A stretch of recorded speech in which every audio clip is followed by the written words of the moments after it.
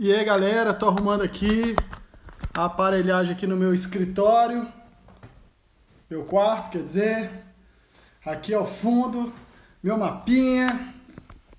Hoje eu posso mostrar pra vocês, tô emocionado aí com o meu mapinha, trabalheira danada pra botar esse mapinha aí nessa parede, mas ficou legal pra dedéu. Depois eu vou mandar uma foto aí nos grupos pra galera ver o que é um trabalho artesanal, tá?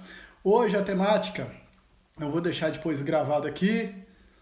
Tudo bom? Todo mundo aí que tá colocando o trem aí de acenar. Vou deixar gravado aqui o vídeo para que vocês possam rever várias vezes, porque vai ser importante para análise da última aula, que seria dada na quinta-feira e sexta-feira. Então, em cima disso, a gente vai começar os trabalhos de hoje. Então, vai ser o final da Guerra Fria e o início do processo de globalização. Durante o dia, eu solicitei que os alunos mandassem as perguntas. Então, vários me mandaram perguntas, tanto aqui quanto na página de Humanas e Linguagens, e até pelo WhatsApp. E eu selecionei essas perguntas, alguns foram inclusive repetidas, então mostra que é uma pergunta de grande importância, devido ao grau de dificuldade e o interesse. Quero dizer também que essa live ela vai ficar disponível para vocês, ok? Porque me perguntaram aqui novamente, vai ficar disponível para vocês. Pois bem, a gente já vai iniciando aí os trabalhos. A primeira coisa que eu gostaria de salientar é que eu vou trabalhar uma revisão geral do que é a Guerra Fria, até chegar no momento que eu quero, que era o momento de continuidade, tá? A Guerra Fria é um processo político-econômico, nunca pode esquecer isso, é político-econômico-militar. Então a esfera do texto, tanto um texto mais complexo como a prova da Unesp, como um texto da Albert Einstein, como os textos mais simples que a gente vê na prova do Enem, eles vão trabalhar com a mesma vertente. Eles vão trabalhar com a vertente de que é um processo político, econômico e militar. E ele tem como fundamento o período do final da Segunda Guerra Mundial até a concretização dele, 2 anos depois, ainda está iniciando esse novo momento, essa ordem chamada bipolar, ou ordem mundial pós-Segunda Guerra. Então essas duas vertentes é o que a gente chama de Guerra Fria. Numa visão militar, é a paz armada. Então todas essas nomenclaturas, elas representam a mesma coisa, a Guerra Fria, paz armada, a ordem mundial pós-Segunda Guerra, relacionar diretamente esse elemento político, econômico e militar. E aí dentro dessa conformidade foram estabelecidos diversos acordos. E aí sempre tem que lembrar em escala. Anota aí, Conferência de Teherã, em 43, foi aquela que a União Soviética foi pedir ajuda e não teve. Aí em 44 apenas que os aliados entraram forte na Europa, na invasão do dia D na Normandia, que aí você já pode casar com a história da Segunda Guerra Mundial. Nós temos também estabelecido a Conferência de Potsdam, que foi aquela conferência que possibilitou a criação do que se chama Cortina de Ferro.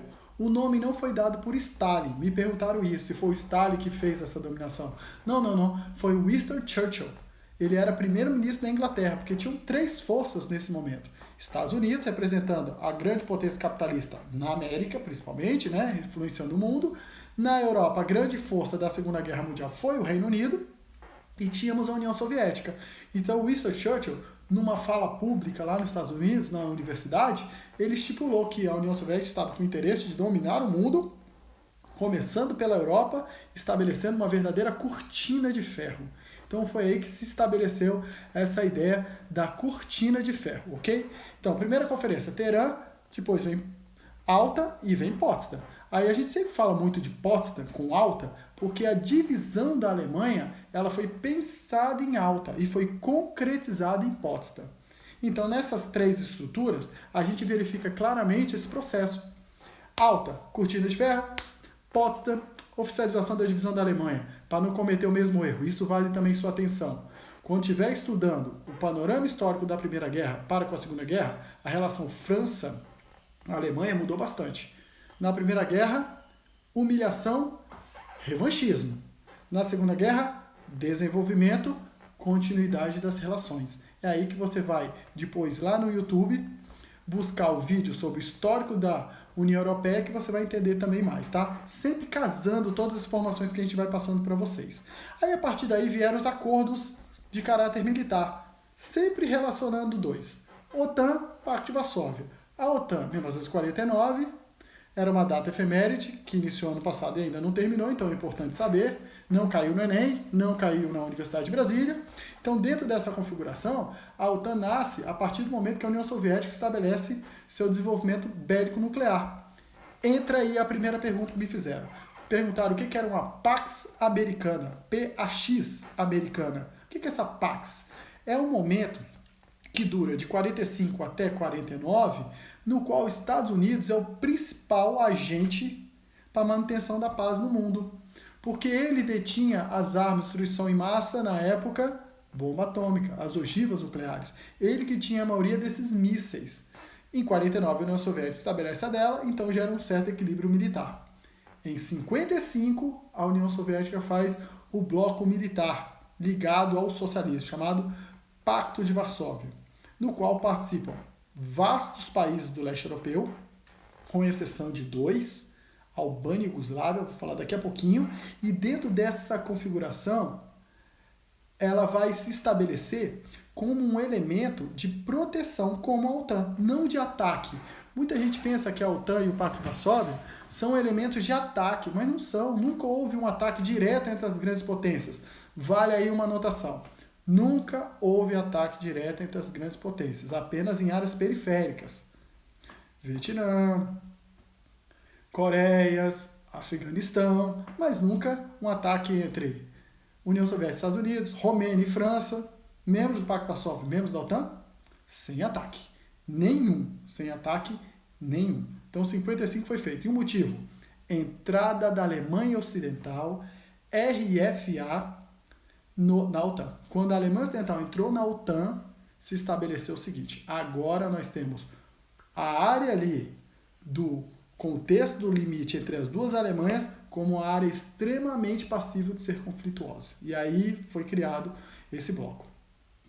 A parte relacionada à Albânia, ela não quis entrar pelo mesmo motivo da Iugoslávia.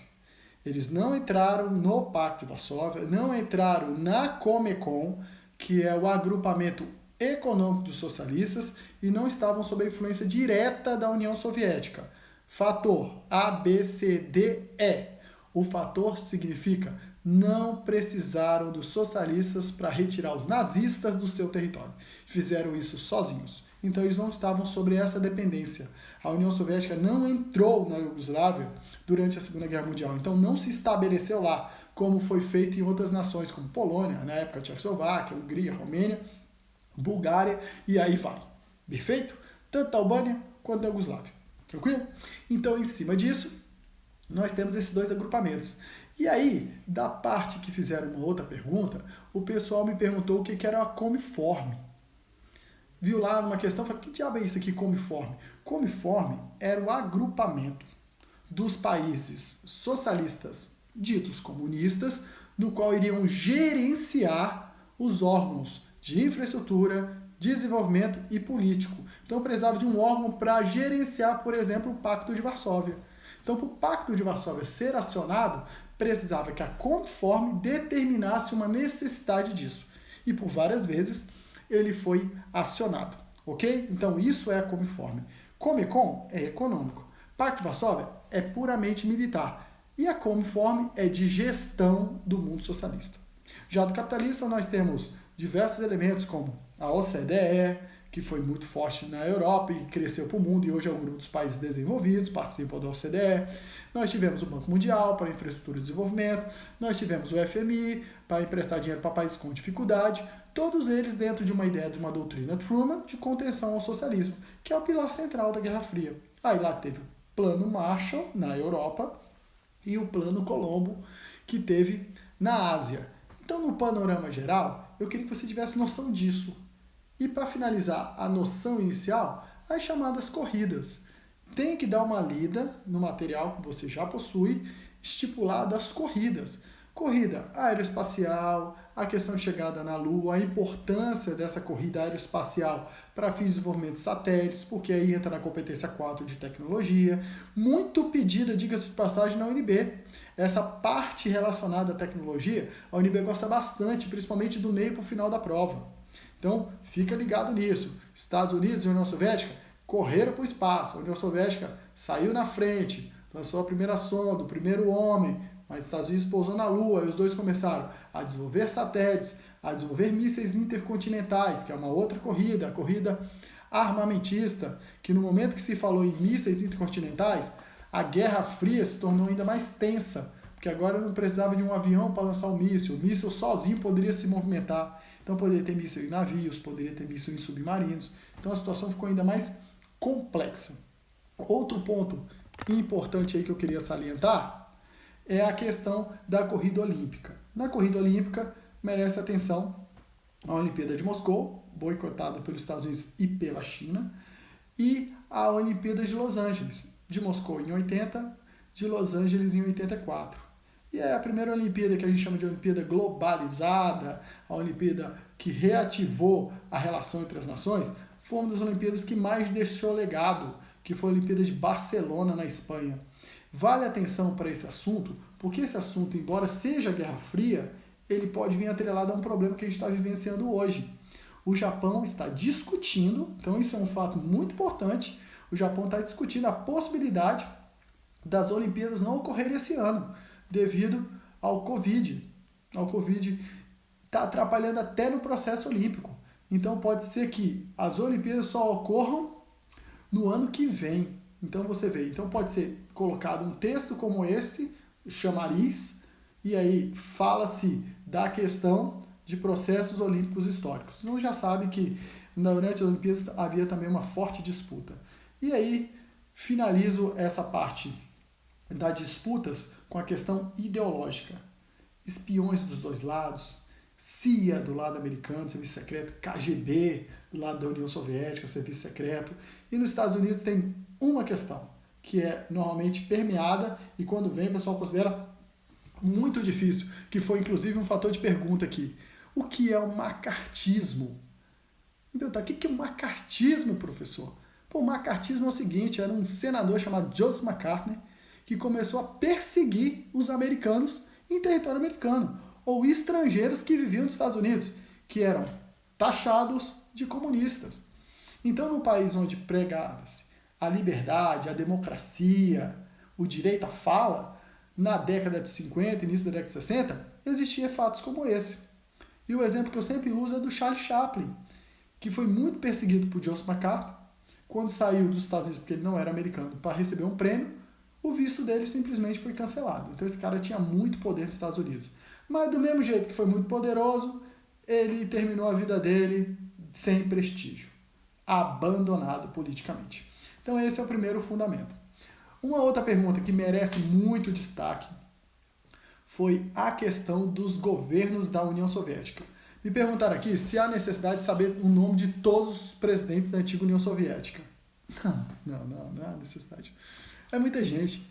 E os nomes bizarros. Mas você tem que saber alguns. Alguns são importantes. Então vou dar um parecer geral aqui. Ok? Primeira coisa importante que eu gostaria de destacar para vocês. A questão associada ao processo que a gente fala da União Soviética com Stalin/Lenin. Então vamos começar com Lenin. Isso é uma pergunta de história, tá? O Lenin foi o cara da Revolução Russa, foi o cara que em 1917 estabeleceu essa reunião, em 1917. Só verificar um ponto aqui, porque parece que... Tá funcionando? Rapidinho. Deixa eu verificar aqui, porque parece que caiu.